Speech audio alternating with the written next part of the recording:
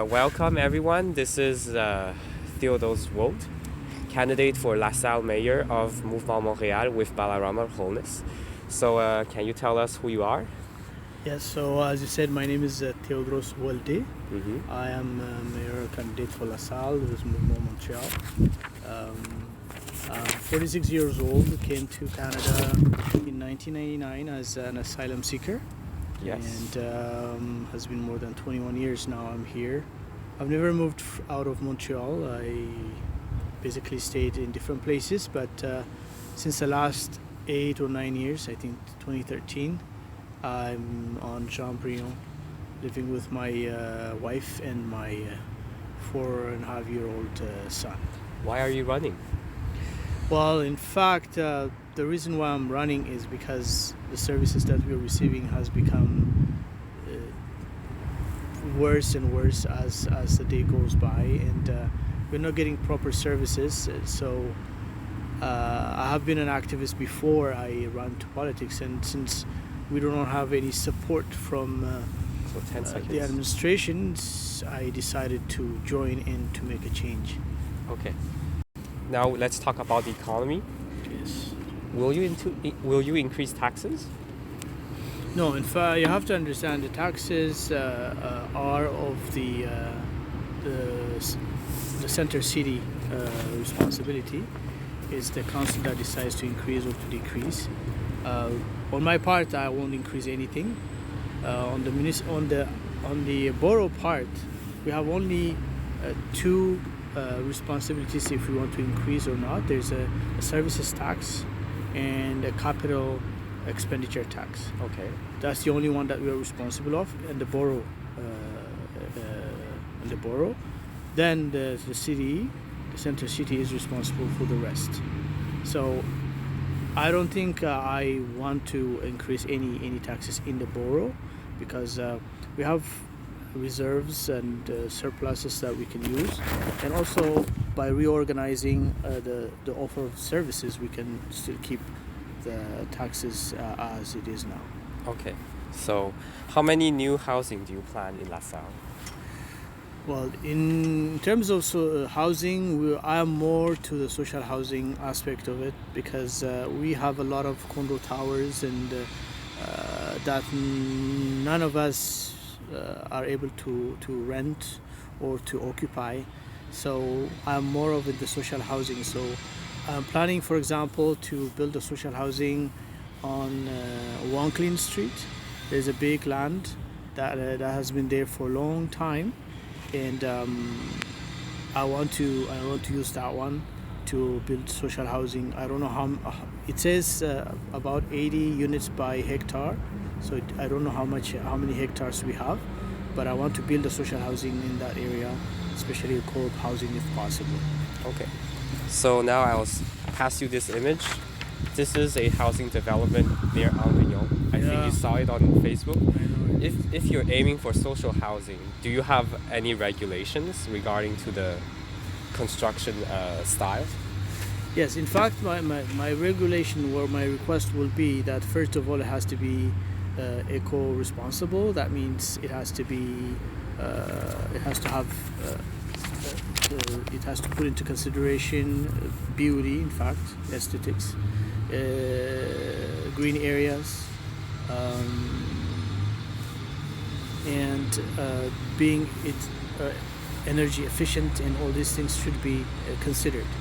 Not like, for example, the one that you show me is more of it has nothing. It's just It is not social housing though. It's not social it's a housing. profit housing. Yeah, it's a profit housing. So probably that's why it's just they want to maximize their profit, Minimize cost. cost, so they make it one. But we have to find also, it has to be aesthetically also appealing and something that you can go and visit, something like that. But yeah, for the social housing, we want it to be energy efficient, green area, and spaces also, and that's what I'm planning. Where's the timer? I'll cut this part. Yeah, can you unlock your phone for the duration? Okay. Okay, I'll just touch it from now on. Okay, let's continue. So if you put regulation into social housing, it will increase the cost of development. Do you think this is a problem? Well, it can be a problem when you are planning a building for a generation, not only for 10 years or 15 years, but more than that. So making it energy efficient, making it green, and making it habitable. People is going to stay for a longer time. So that creates, of course, yes, an expense. Can be a little bit expensive. However, in the long run, it will be cost effective.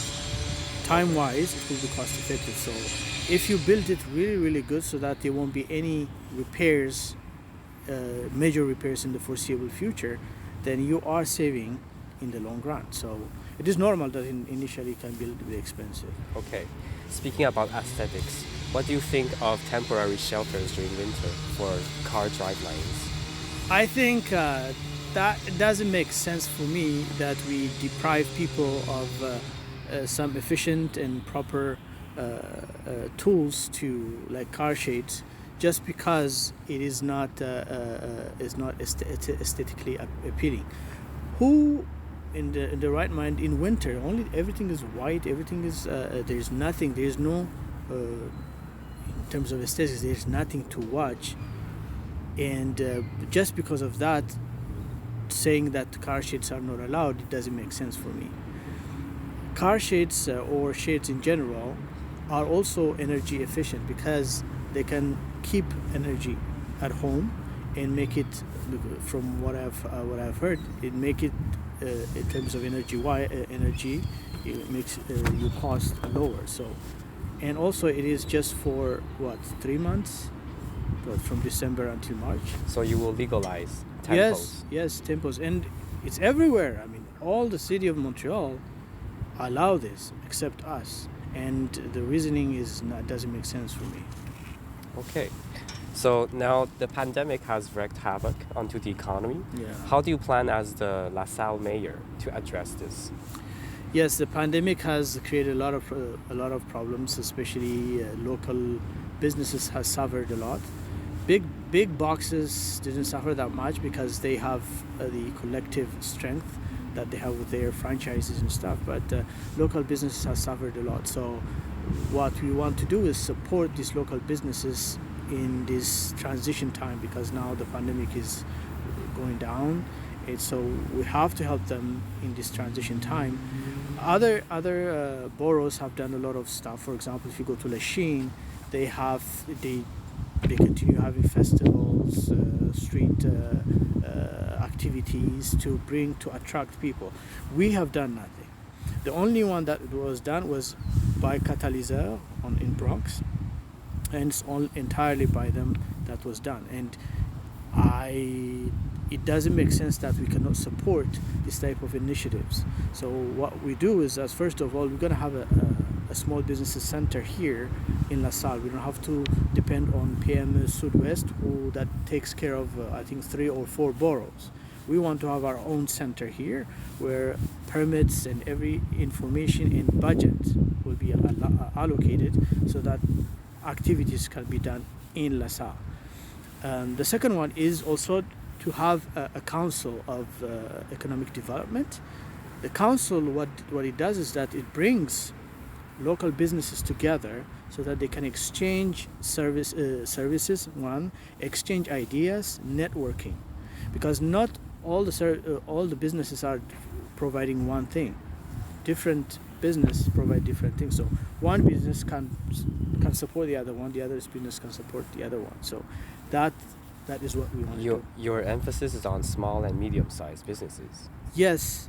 The reason why is that small and medium businesses are the ones that are backbones to a borough, a quartier, or a neighborhood. These are the ones, not the big boxes. Okay. The big boxes are there just to make profit. So, a few years ago, New York City has received an offer from Amazon to set up a headquarters. They offered a tax rebate for Amazon until there was a public backlash. Would you do the same thing if big tech wants to set up a headquarters in Lasalle? Tax rebate. I mean, you have to understand sometimes what was the reason behind that. Maybe it's because it will create jobs for people who are living here, but from what I see from the Amazon, the warehouses and stuff, they don't provide sufficient or good salaries to employees, and so that means it's not for the people to suffer because we have a big box. I don't think I'll provide a tax rebate for companies like that. I'm probably pro small and medium, so probably tax rebate, if there's any, will be for small and medium businesses. Okay. Can you time? So we have 5 minutes left. What would you have done differently for the pandemic? What I could have done differently probably would be to allow activities. You see, I couldn't understand why the borough just tried to cancel every activities that they were supposed to do, like even the soup activity. I don't understand why they canceled it. In a time where there's a need for customers to come, for consumers, and for people also to get together, despite the situation, the health situation, and the fact that others have done it and nothing major has happened, makes me wonder why they didn't do it. So I could have, if I was there, I would have permitted activities to happen, not only just a one day, but also every weekend, to have activities to public markets, street vending activities. I would have done that. You don't see that as a risk for COVID transmission? It is a risk, but it seems that from the experience that I saw, is that it wasn't a problem. But for example, they did an activity with Lasalle on Fête, or Lasalle is my passion. They did that like a concert with Corneille. They did that, so we could have done it the same way in other places during the pandemic, especially this time. So I don't think the risk is there, but it's not as risky as it was in the beginning. Okay.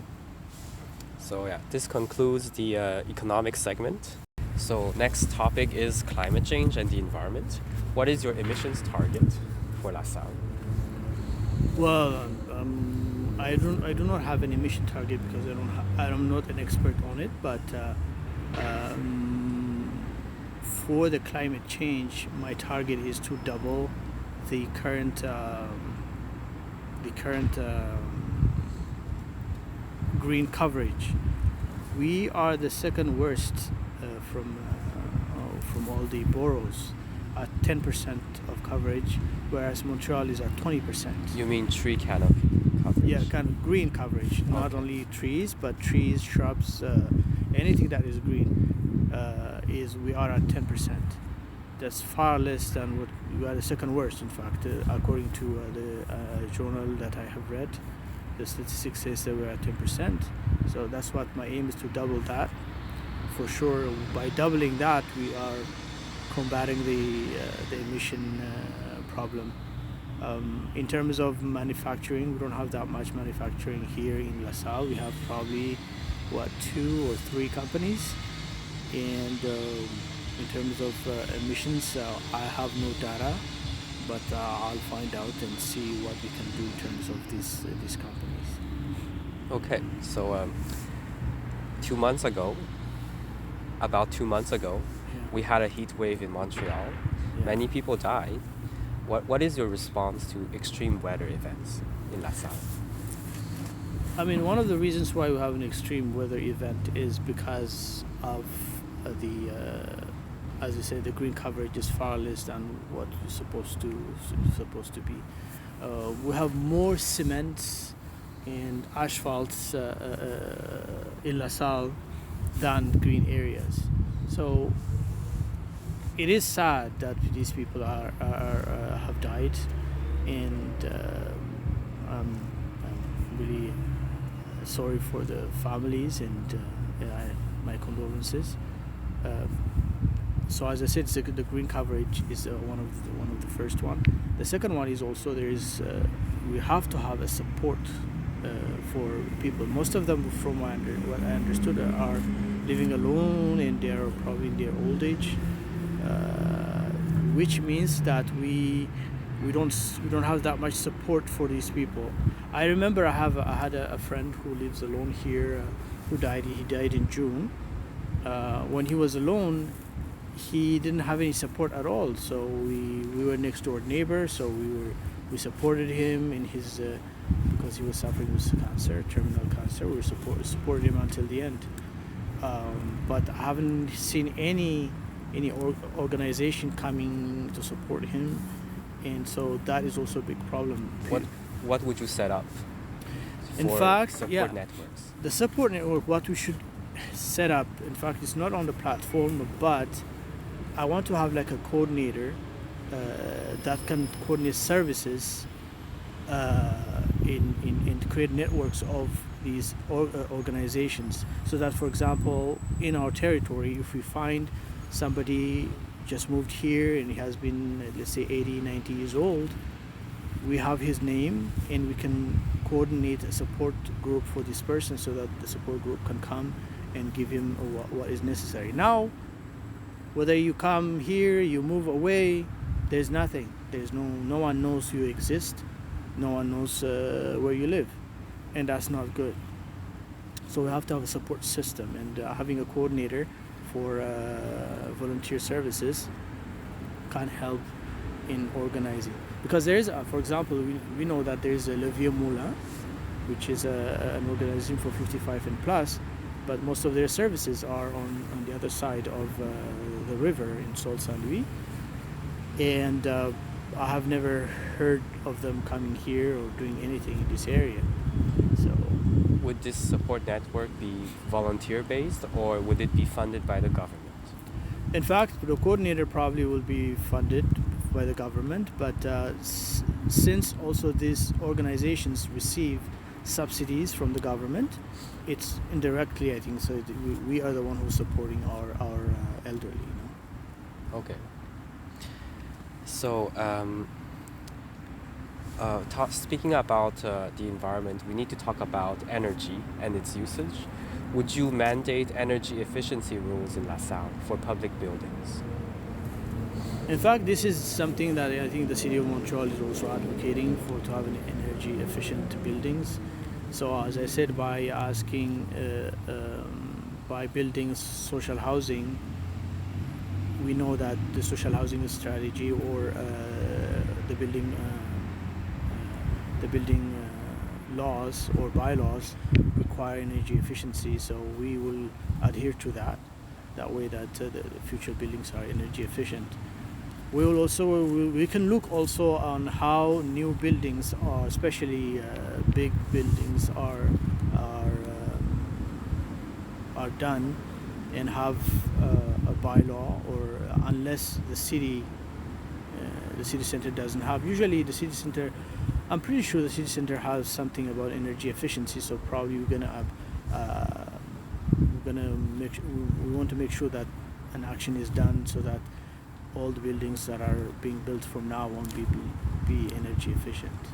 So the plant administration wanted to ban the burning of gas for heating at home. Do you agree with that? Yes. In general, what we have to do is that to reduce fossil fuel usage and increase electric and other energy efficient and pure energy usage. So yeah, I mean, gas, it seems that it is also an energy. Apparently it was a clean energy. Apparently people say that it's a clean energy, but at the same time it's like a result of a fossil fuel. So I mean, banning would be a good idea. Okay. So now transportation. Do you see yourself as pro or anti-car? I am not anti-car. I am pro fluidity, pro efficiency, and each type of each mode of transportation has its place and its usage.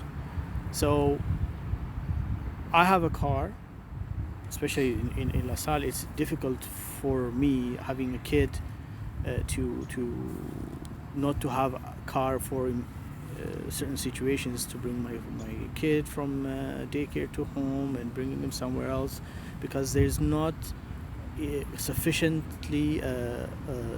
supply, in fact, of public transportation. So when he starts using his bicycle, probably I may use it far less than I use it now, but we need cars, because if we have a public transportation that comes every 5 minutes, I wouldn't use it. But it comes every 45 minutes in an hour, like from here to go to the Angrignon metro, it takes more than about 30 minutes minimum. Would you increase then public transportation services? Yes, in fact, one of my plans is to have an action committee on public transportation, so that we can lobby, to use the word, lobby the city center to provide, and the STM to provide more bus routes, less waiting time. My aim is 15 minutes or less to downtown. For a bus? For a bus. Okay. 15 minutes or less. I don't want, imagine at minus 40, waiting 30 minutes at the bus stop. That's not acceptable. And we have suffered for a long time. We pay. In fact, you have to understand that when you pay property taxes, it's not, you have to see there is a part which is ARTM, that is Agence Régionale Transport Métropolitain. That includes the train. That includes the train, that includes the metro, that includes the bus routes. We pay. So we have to get our fair share of the services. Why do you think that hasn't happened? I think there has to be a strong representation, and we don't have that. We have never had a strong representation. I follow, for example, in coordination NDG, how they are really fighting for 105 bus lane.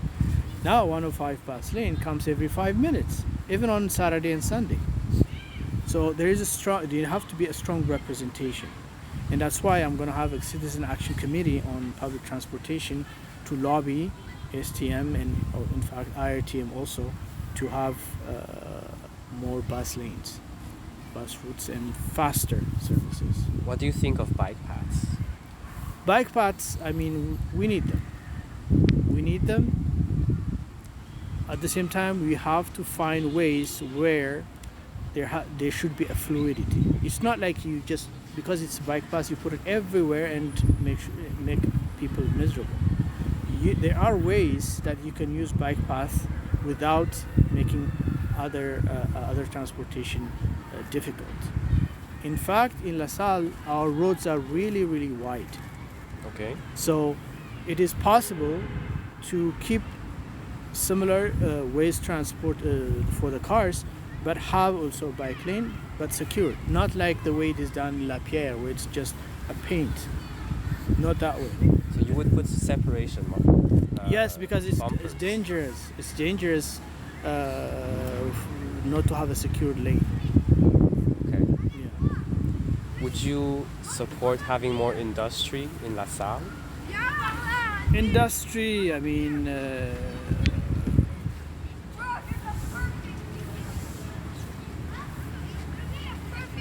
manufacturing has become less and less a viable option for us. So I'm pretty sure probably the two that we are having, probably they will pack bags and leave some probably in the next, I would say 5 to 10 years. I would assume. Okay. Given the fact that the areas are being expensive and so our not industry, but I would more encourage small and medium businesses to come. There are a lot of small and medium businesses that can have a place here. That's what I'm advocating for, to have more 85% of the businesses are small and medium. So yeah. So you mentioned before that you would like to see more walkable business centers along Dola. Yes. What does that mean? It means if you want to support your small businesses, there has to be a foot traffic. Foot traffic is very, very important for businesses. That's why, for example, do you know why Maxi is so occupied or Carrefour Angrigno? Because you can come in a car and then you can walk inside. Now, on Dollard, they put a bike path which practically no one uses it. No one, because it's not done. It's like between Newman and Jean-Briand, there is a bike path, and then there's nothing else. It's not connected to anything at all. And then there's no parking. You can't park on the other side, not on this side, but on the other side. If you go this way, this one there's a private parking, but on the other side, on the street, there's no parking. So you have to create foot traffic, and that's what I'm trying to do. Do you think it is fair to encourage free parking when cars emit greenhouse gas emissions? Free parking. Free parking. What is the reason for free parking? The reason for a free parking is so that people can go to a business and shop and go. You know, that's one of the main reasons.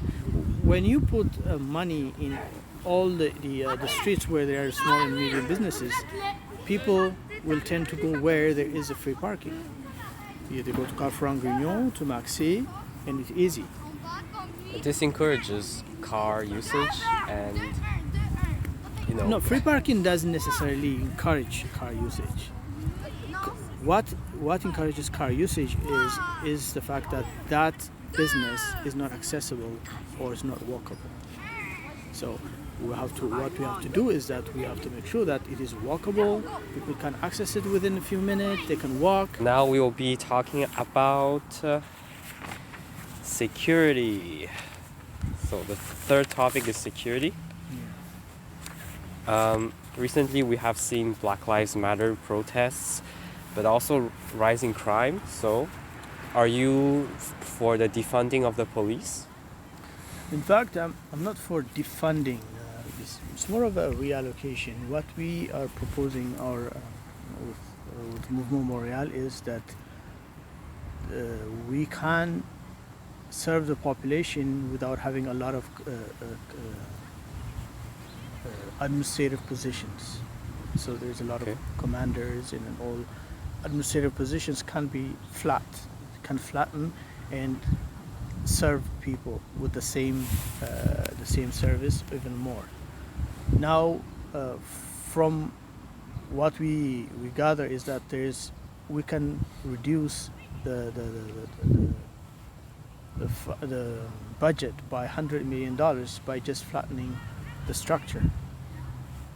That means that on the ground the police will be on the ground much more than they will be in administration. So that's what we're saying. We're not defunding, it's more of reallocating the amount by reducing the administrative position. Okay. Yeah. So according to latest data, Montreal has actually one of the highest police officers per capita. Do you think this is a problem or something to be celebrated? Well, I mean, if that reduced the problem that we were having, gun violence, conjugal violence, theft. That has increased theft. Actually. Yeah, car theft here. Like a few days ago, a friend of mine, she just lost her Honda Pilot. They just took it in front of her parents' building. That is a problem. So these are the problems that we have to tackle. We have more police, but we have less service. That is the problem. Why do you think? I think we are more of a. It's like the system, the organigram or the way it is done is that we don't give more resources to the ground, because we have people who are getting $300,000, $400,000 a year for just sitting and doing administrative jobs. So we can flatten that and give more resources to those who are on the ground, who are like really the first to resolve security problems. Okay. What do you think of racial profiling? Racial profiling, I think we know that exists, and we have to fight it. And that's what, in fact, our party wants police officers to have training, in fact, annual training on how to reduce racial profiling. And so we have to combat racial profiling. That's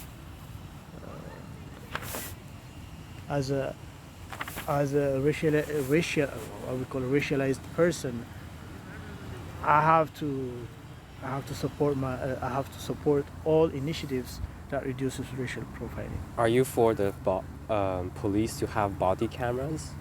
Yes, I am for body cameras, because we have to make everybody accountable.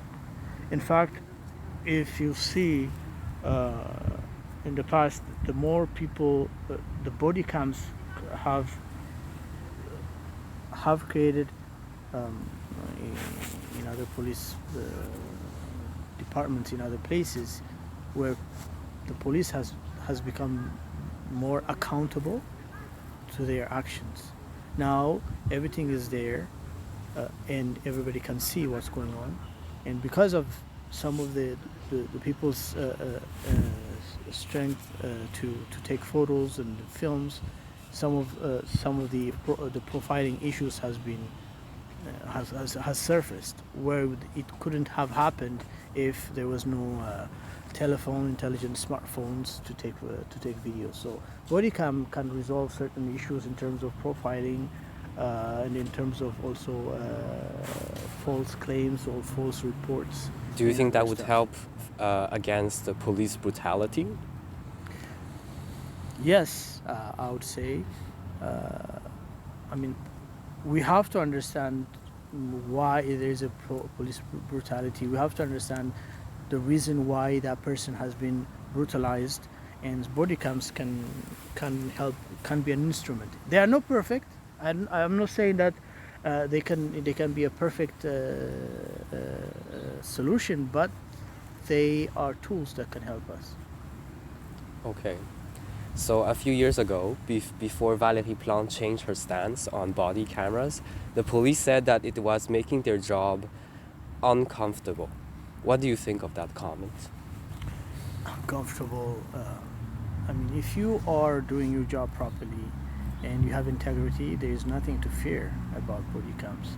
Body cam helps you to show that you are doing your job properly. Now there is nothing, and when the police do a lot of things, I'm not saying that all of them are bad.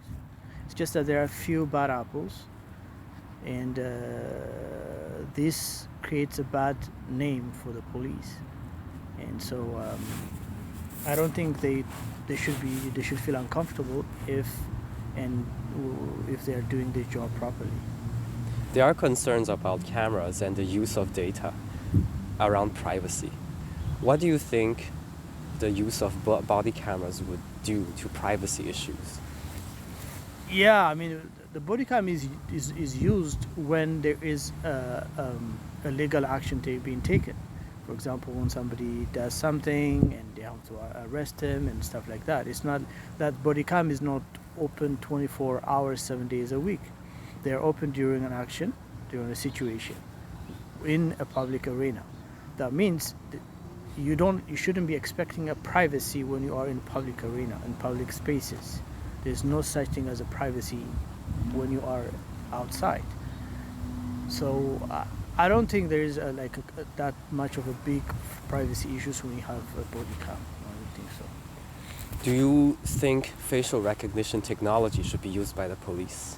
No, no facial recognition. That creates a kind of a privacy problem because Why then? Because isn't that the same thing with body cameras? not necessarily. Body cams is it is activated and it is used while there is an action going on. Facial recognition is installed anywhere and everywhere, and it doesn't it is against the privacy situation that you have.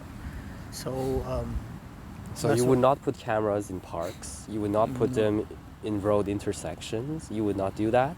no, probably not. Maybe we have to see. We have to see how the privacy can be affected if we put it, especially in big intersections. But already we have cameras on big intersections.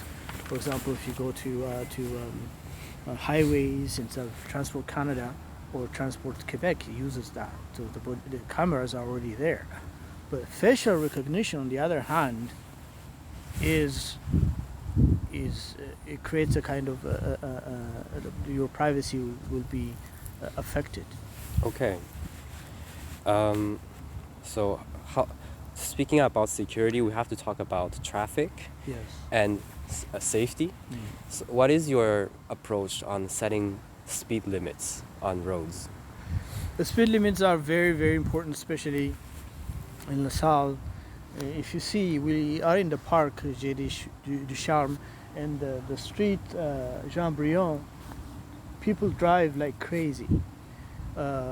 The fact that the roads are wide, very, very wide, makes people think that this is just almost like a highway. So speed limits should be enforced. And the ways to enforce is there are different systems. One of them is reconfiguration of the road itself. The other one, speed bumps. There are other ways also to reduce the limit. Even though it's 30, the people drive at 50, 60, sometimes 70. They don't care. So we have to do especially, as I say, parks, schools, and residential areas. So there is a highway-ish road in Lasalle next to the aqueduct. What do you think of the speed limit on La Vérendrye, which is at 40 kilometers per hour? In fact, La Vérendrye has three speed limits. 40 on Sud-Ouest, where the borough Sud-Ouest, which is until the Parc Angrignon. We are at 50, and we'll go to near the 15 entrance, it's 50. That's the problem. The speed limit in those is the limit is approved by the borough council.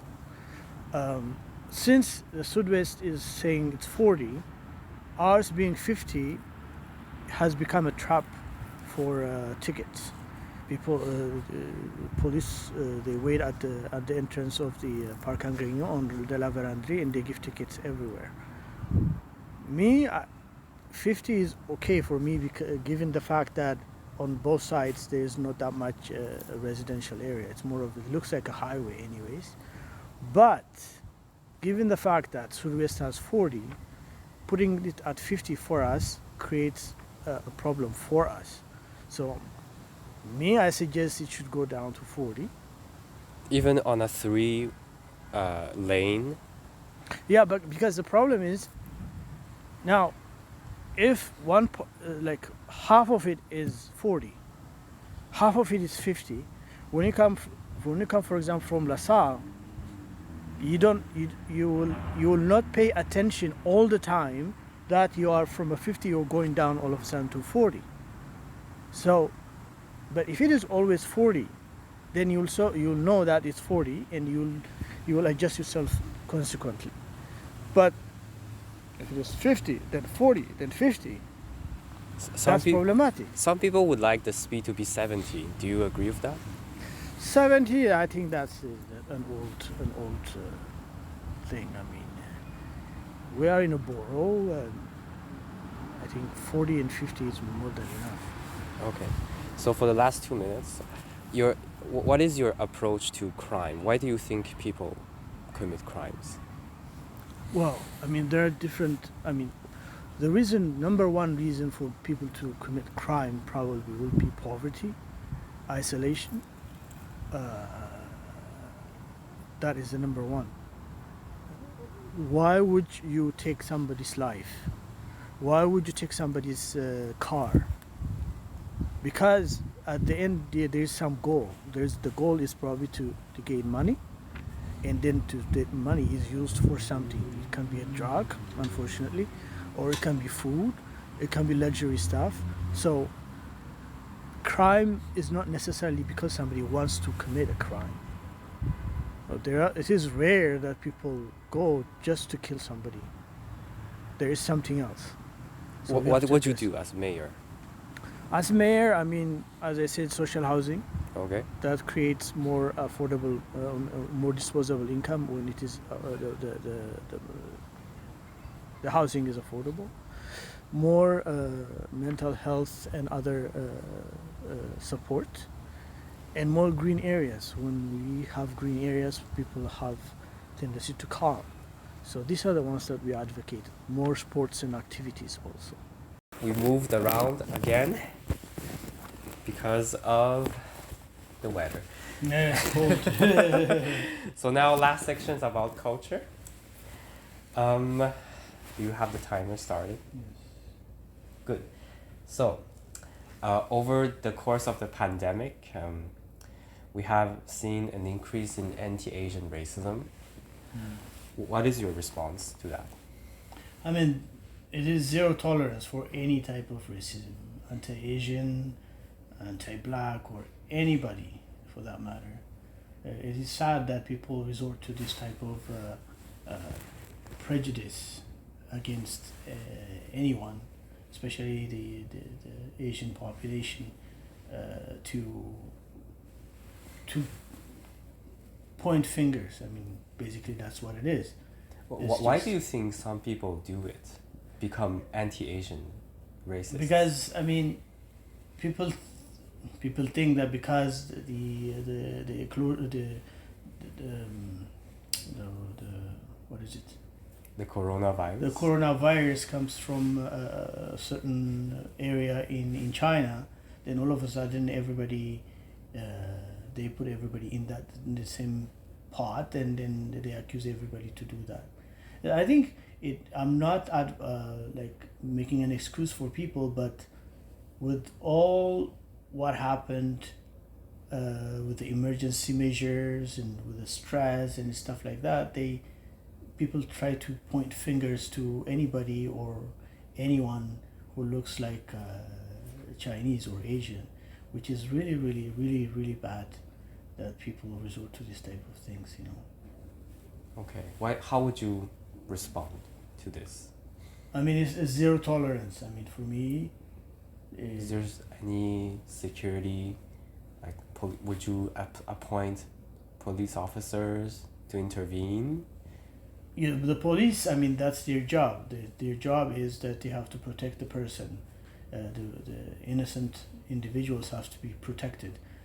The reason why we have a police is not to apply law, but for me personally, is to protect and serve the population. So they have to protect and serve whoever it is being prejudiced against, from bodily harm or psychological harm, any type of harm that creates this type of prejudice, you know. Yet most people who are victim, they don't report to the police. Because, I mean, that goes back to the racial profiling, and that goes back to how the police are handling complaints. We have to review how the complaints are being handled when somebody is complaining about being harassed or being targeted for his origin or any sexual orientation or anything for that matter. So the police have a lot to learn. Of course, they are learning, but they have a lot to learn also. And they have to receive also training. Like any other human being, they might have their own prejudice. Yeah. So we have to see on how they can put aside their prejudice and act on behalf of the population. Do you think racism is something that not just the police has to deal with? Is there something else beyond the police that should be changed? I mean, perception, for example, everybody, I don't think everybody is racist, but we might have a prejudice against anyone. I might have, because I'm a black person, that doesn't mean that I don't have a prejudice against Chinese or other Asian population or Indian or for that matter. But the thing is, education and exposure creates a kind of understanding. In fact, what the pandemic did was that it isolated everybody. That's the big problem. We were isolated, we couldn't see anybody, we are inside, and we don't have any contact. So my job, in fact, as a mayor, is to create more social contact with different population in the borough. So that creates a kind of acceptance. So let's say if you have an Asian or a Chinese New Year festival in our borough, for example, or a Vietnamese New Year festival, or Indian New Year festival, or something like that, that creates a kind of a contact, creates a kind of social atmosphere. That creates less prejudice, more understanding. So that's what we should do, create more environment for contact, networking, and as such. Okay. Do you think race matters in the office? Race shouldn't matter, but it might matter for some people. It might matter because of our education. How do we perceive, let's say, First Nations? To be honest with you, me, when I was brought up, when I came to Canada, after a while, what I was hearing is that, or what I'm seeing is that First Nations on the street, being drunkard and getting drugs or sleeping on the street. That's what I saw, and then my understanding becomes tainted. So education activities that creates a contact with different races and different cultural groups creates more understanding and more acceptance. So you are a proponent for multiculturalism? Yes, I'm a proponent of multiculturalism in the sense that we are part of different backgrounds, experiences, origins. So here, in fact, in Montreal, we have different people from different countries. So we are multicultural. That's what it is. What do you make of the fact that a lot of people running for office are not people from those backgrounds that you're talking about? Well, I mean, there's two, you can see it in two ways. There's on the part of the people who are electing, or not collecting, but recruiting for the candidacy. We have to ask them if they have made a lot of effort. In fact, I listened to a news where it says that currently only 7 are white. Only 7 are from a racialized community, and all the others are from the white community. Do you mean the mayor of Montreal, or? Yes, in the current administration. Oh, okay. Everybody come the Ensemble Montreal and the entire city the council. entire city council. Only 7 of them are from a racialized community. That's what I heard. So that doesn't represent Montreal. But there are 2 issues. So first, as I said, recruitment. And second, on our part, going forward, standing up, taking places. And the voters at the same time. How do they see you? How do an Indian community perceive a Chinese candidate? How does a Chinese community perceive a black candidate? That also affects. In the sense, so it's 2 ways. It's not having only a white candidate or a racialized candidate. You can have 100% racialized candidate and none of them might be not elected. Even if you go to an area where there's a lot of, let's say you are an Asian and you go to a lot of an area where there's a lot of Asian community, you may not be elected if there is a prejudice against the person, you know. So it's two ways. Okay, now the hot topic of this election, language. Why do you think Montreal should be bilingual?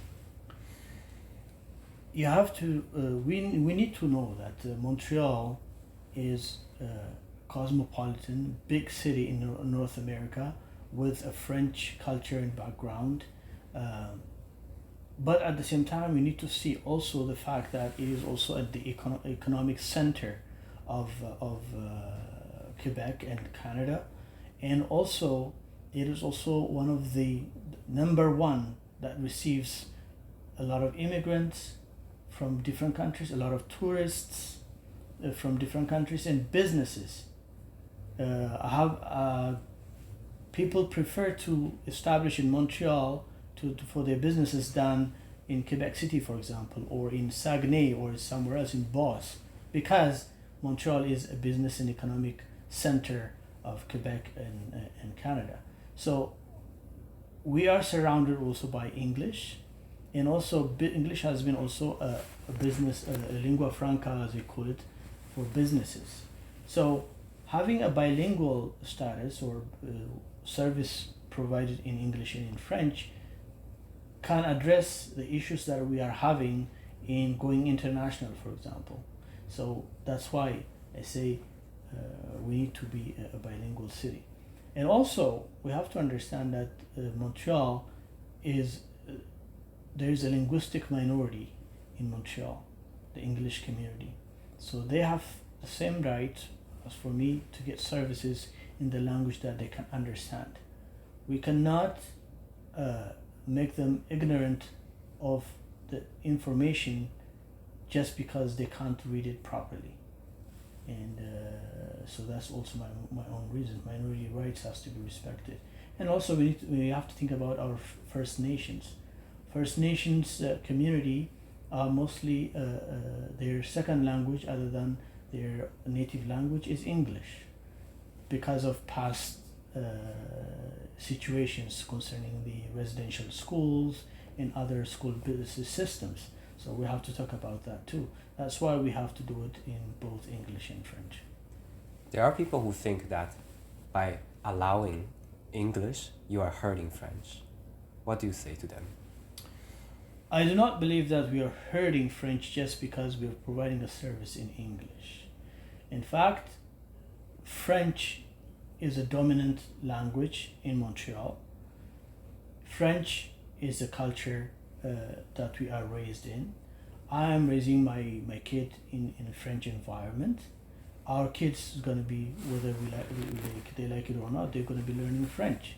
So that means the generation to come is more French speaking and also English speaking, but they will be speaking more French because of the system that is the Bill 101. Now, when we provide a service, we are not hurting French. When we provide a service, we are saying that the person has the right to receive services in a language that he can understand. Promoting the French language is another thing. Promoting the French language is also important, very, very important, because it's part of our culture, it is our culture. You can promote French by different ways, by providing more French language courses, providing more French language activities, French language festivals. There's a lot of ways to do that. But by just negating or just not giving a service, we're not even promoting French. We're just hurting people who should be receiving services. Okay, so what do you think the promotion would look like? For the French? Yeah, for French. What is this promotion? Well, for example, how about we have more French activities during summertime in our neighborhood parks? Why not we hire, for example, a French teacher or a French university student to come have a conversation class in our parks? where a lot of immigrants come to to play or to have activities with their kids. There are other ways also, having a French activities in our community centers. So we have to bring the French to the community, not the other way around. Now what we do is that when, for example, a refugee comes, he goes to school full time, and so we want him to go full time and give him probably $1,000, which is not sufficient. Already 50 or 60% of that money goes to rent, to pay the rent. So he doesn't have enough money. So going or full time to school is a big problem. I know people who really want to learn French, but because they don't have enough money, because 50% of their income, 60% of their income goes to rent, they stop going there and they start going to a factory. You have to find ways. Or if you really want them to go full time, then pay them $2,000, $3,000. Because if it is 50 or 60% of the money that the government is giving goes to the rent, what are they going to feed their kids and themselves? You know, you have to understand that. Okay. So lastly, before we close this, how do you motivate people to vote in the municipal election? Only 30%. Yeah, people have this tendency to think that federal is much more important than provincial, and this is the municipal election. yeah, provincial is much more important than municipal. But it's the other way around. In fact, they say that about 60 to 67% of things that affects your day-to-day life is done by municipality. Garbage collection, déneigement, snow removal, infestation, building infestation, rent control, speed limits, parks. These are important issues that affect your day-to-day life, and the municipal is the one that decides that. It's not the provincial, it's not the federal. Getting a good service from the city, getting your permits for businesses, it's the municipal. So if you really want to make money, let's say, go to have your business and make real money, then you have to have a good municipal services. If you want your kid to go to a very good park so that he can have a good time, it's a municipal. If you don't want to be late for your work because your roads are not cleaned properly, it's the municipal. If you don't want to have a container full of garbage that's not collected, it's the municipal.